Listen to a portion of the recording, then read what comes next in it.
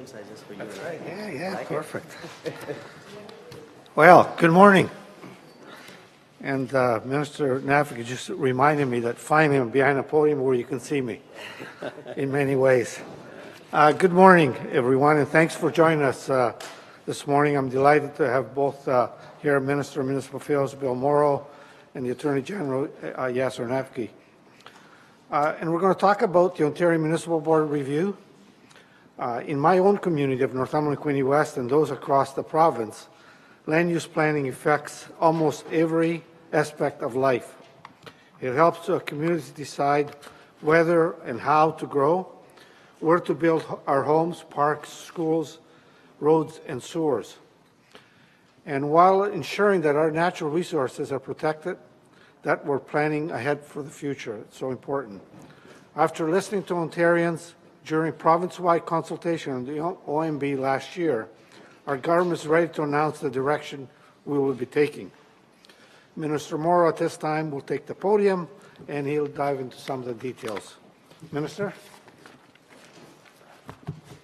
Well, good morning, everybody.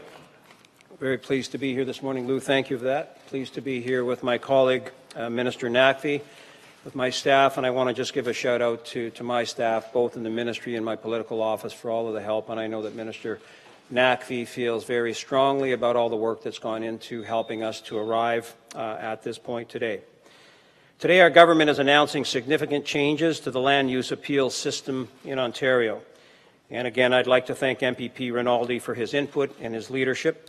As my parliamentary assistant, Lou attended many of the OMB town halls held across the province and heard firsthand from Ontarians how they would like to see the land use appeal system evolve. Construction is booming in many parts of our province. For example, in Toronto alone, 148 buildings are currently under construction and another 356 are planned. In Ottawa, 81 buildings are at the planning stage. The Ontario we build today will determine what kind of communities we will live in tomorrow and for years to come. And we need to get this right. I think we all want healthy, sustainable, and livable communities.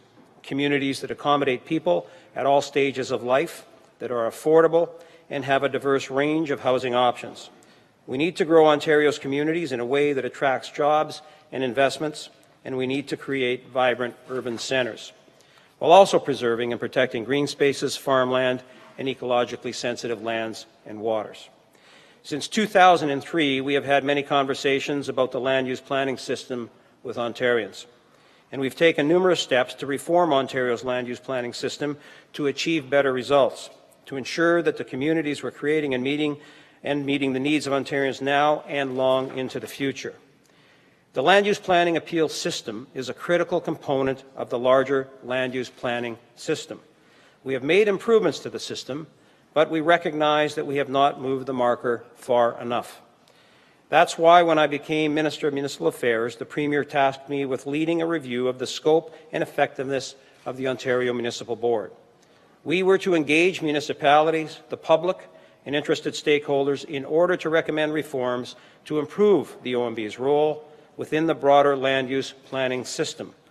Over the past 11 months, our two ministries have conducted this review.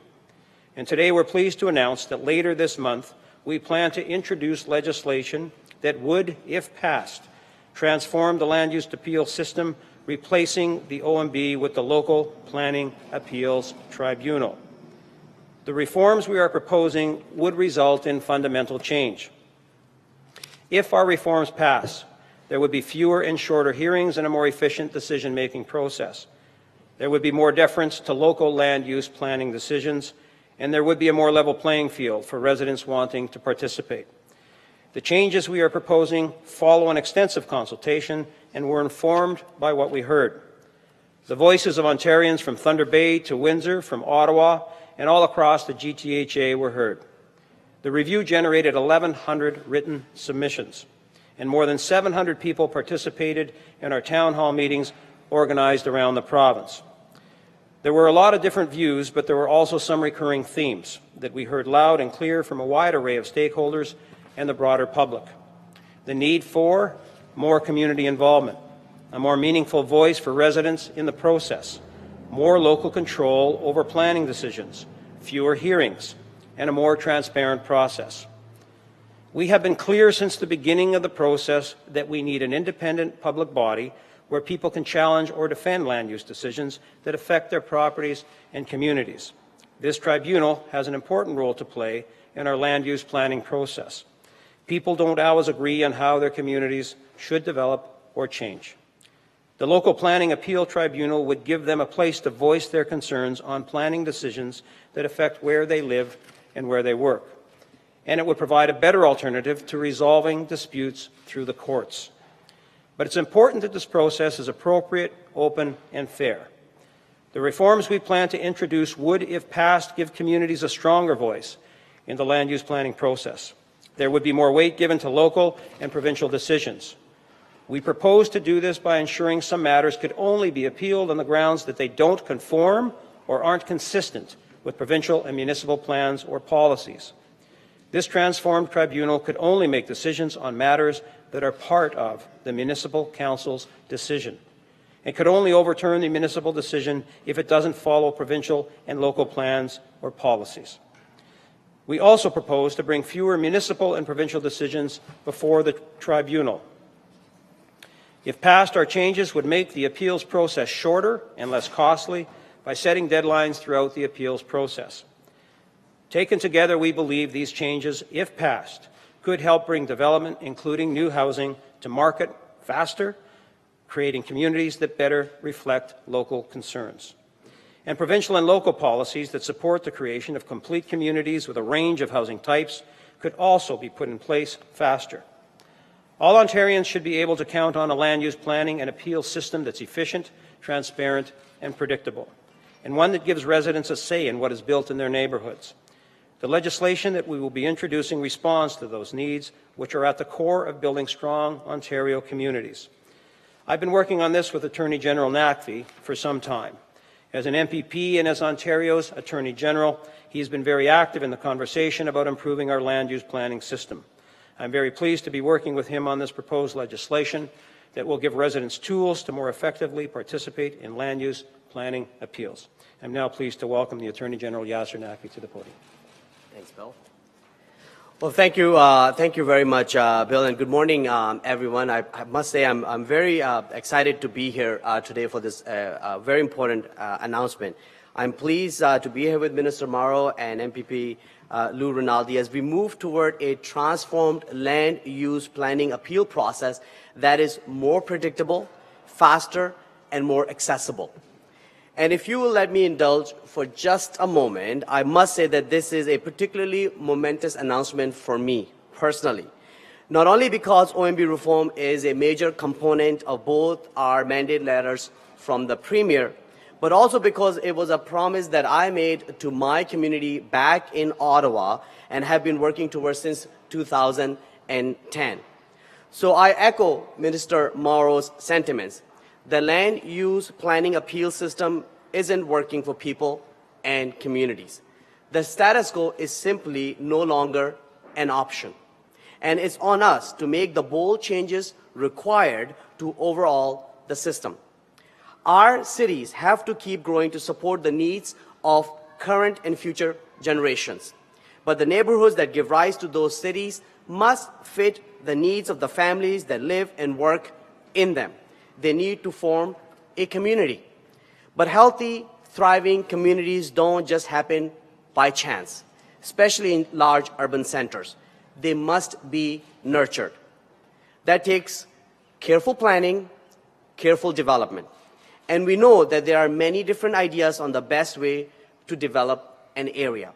There are strong opinions and many competing voices. When it comes to land use planning, we need to find a way to balance necessary growth with protecting our green spaces, farms, and parkland, while building livable communities that are healthy, safe, and sustainable. At the end of the day, a successful land use planning system protects the best interest of all members of the community. A moment ago, Bill just told you all about how we are overhauling the Ontario Municipal Board and creating a new appeals tribunal. As Attorney General, it's up to my ministry to make that new system accessible to everyone, local community groups, developers, and municipalities. As I said before, we know people care deeply about the communities they call home. And many of these people have very clear ideas about how their communities should grow. Rightly, they want to be sure that their views are taken into account when major decisions are made. That is why, along with the creation of the Local Planning Appeal Tribunal, we are planning to create an independent support center to level the playing field. We want to make sure that voices of Ontarians are heard about the decisions that impact them. This support center will provide free legal and planning advice and representation to Ontarians throughout the appeal process. Land use planning directly impacts Ontario families, so it is critical that they feel empowered and supported in the decision-making process. That requires access to information. So once an appeal process is complete, tribunal decisions would be posted for all to see, and that includes new plain language summaries of decisions on a revamped, user-friendly website. Taken together, these changes will make it a lot easier for residents to better understand how their communities are growing. During our consultations, people told us that often the appeal hearing process is too long and too complicated, and I agree with them. Our legislation would establish clear timelines for pre-hearing and hearing processes so that people can get a better sense of when the tribunal would hear their case and how long the whole process is going to take. The proposed legislation will result in faster and fairer hearings, but at its heart, this is about a culture shift to a less adversarial system. Our proposal will get rid of examination and cross-examination at most major hearings. It will also include mandatory case management meetings with all parties to discuss opportunities for settlement, including mediation. We heard throughout the consultation that there needs to be more mediation in the appeals process so that people can avoid going to the tribunal altogether. We absolutely agree. This change would allow for alternative solutions to land use planning issues, solutions that the parties reach together. I'm sure that many of you will recognize this famous quote from Jane Jacobs. She said, "Cities have the capability of providing something for everybody, only because and only when they are created by everybody." I couldn't agree more. Both Minister Morrow, Lou Rinaldi, and I are committed to ensuring that the changes we are proposing to Ontario's land use planning system put people and communities first. It is our hope that these changes will make residents feel like they have a real voice when it comes to land use planning decisions, and that they will feel empowered to act when a decision is made that they don't think is right. We believe that our proposed changes will create a balanced decision-making process that is more flexible, faster, and more affordable, and can help ensure that cities and towns reflect the best interests of the people living in them today, as well as future generations. And with that, I'd like to hand the podium back to Lou, and I think all of three of us are available to answer any questions that you may have. Sure. All right, so I'm supposed to monitor the questions, right, Mark? No? Perfect. Can you elaborate on the changes to plans around transit hubs? Sure. So we will, if the legislation passed for major transit station areas, the municipalities, and we should acknowledge Councillor Matlow is here from the City of Toronto, they will have a discretionary tool available to them when they invoke local policies and decisions around major transit station areas.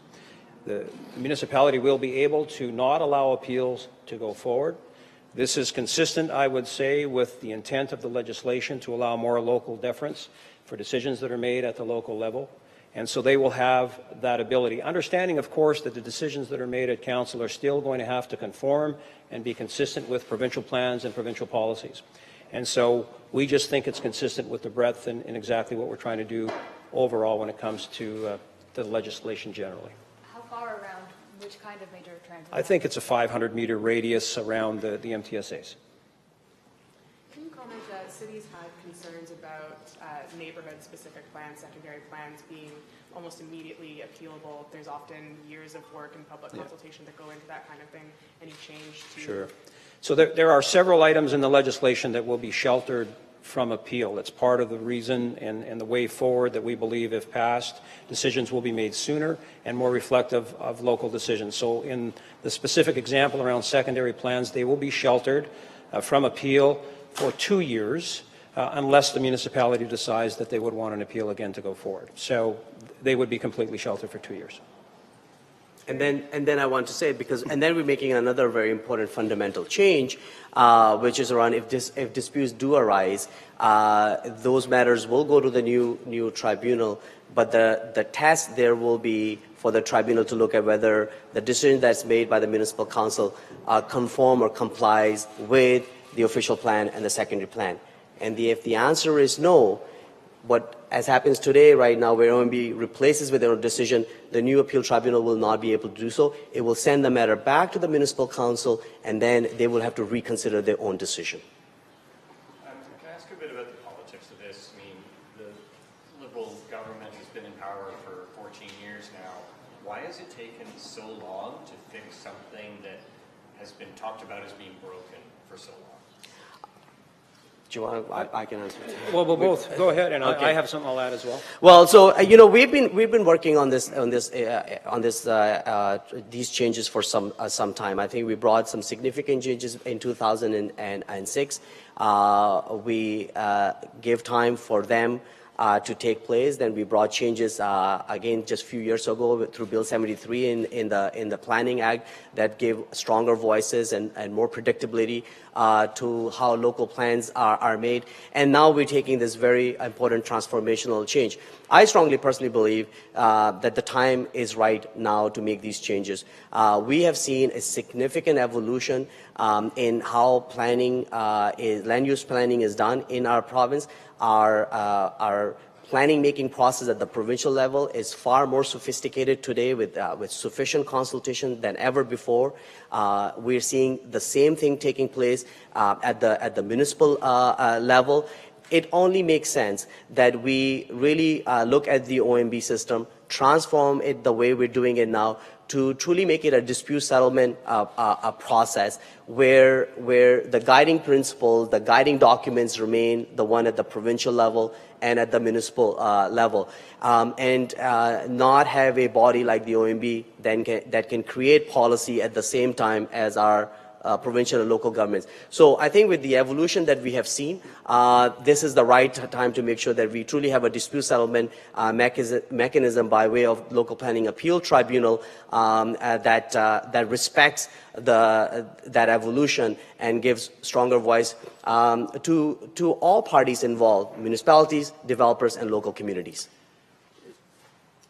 One of the changes that we have made in the past that has borne some fruit, I would suggest, though, is the local appeal bodies. So they were enabled in 2007, 2006. Only one municipality to this point has made the decision to implement, construct, and begin hearing what they're allowed to hear at the local appeal body level so far, and that's the City of Toronto.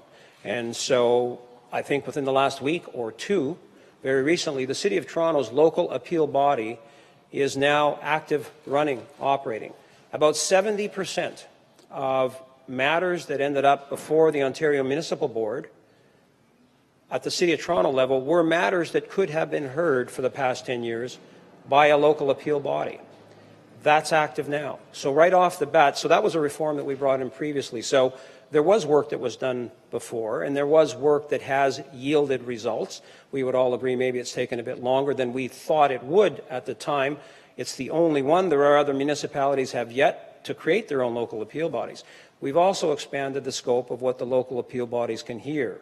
Generally, it's been site plan, consents and variances, but now we're including site plans as well. And so that will take another piece out that could have been appealed to the OMB. So this goes back to more local deference.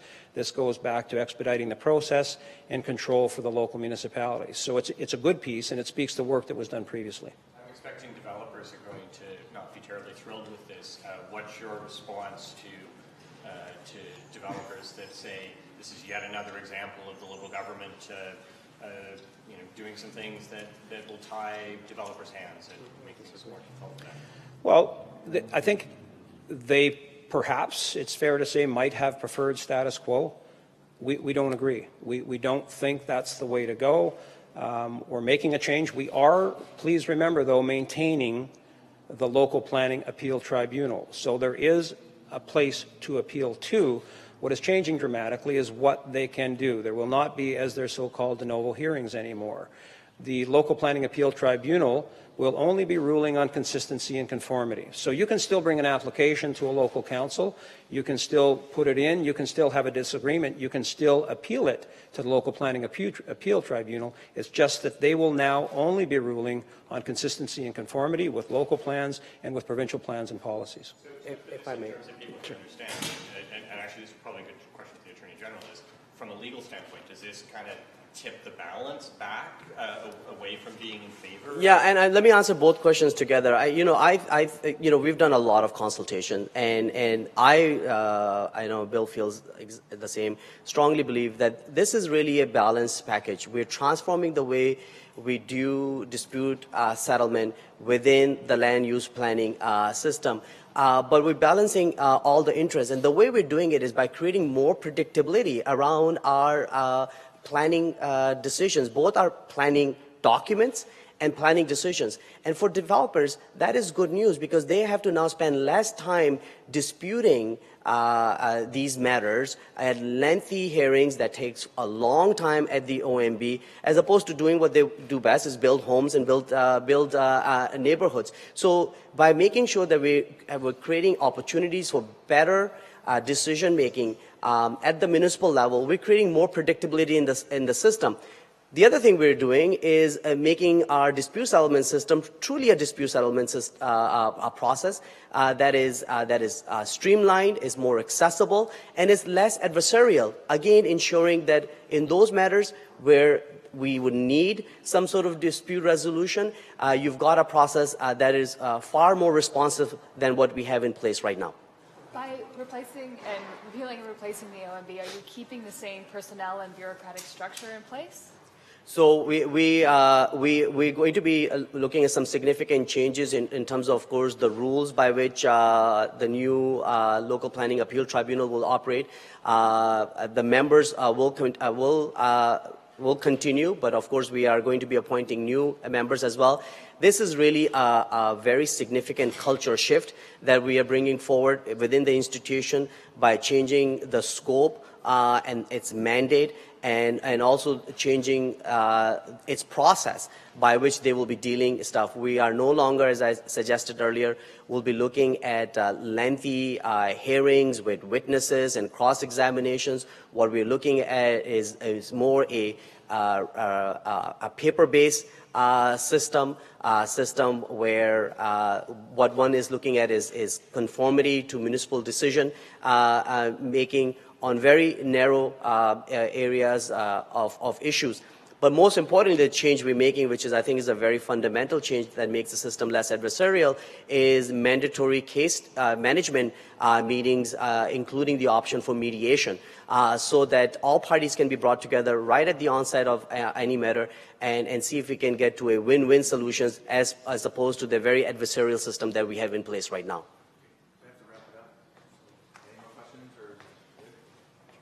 Great. Thank you very much. Thank you, everybody. Thanks very much.